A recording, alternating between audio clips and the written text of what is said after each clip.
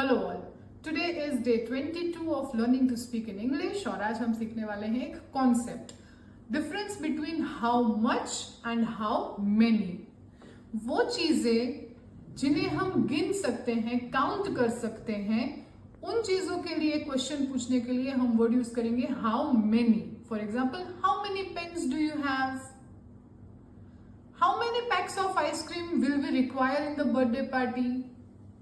How many answers are remaining?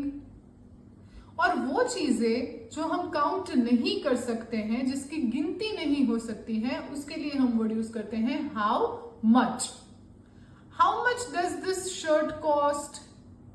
How much time do you require to finish the test?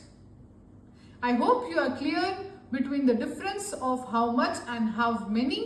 Please write at least 2 sentences of each in the comment section below. Follow for more such videos. Thank you.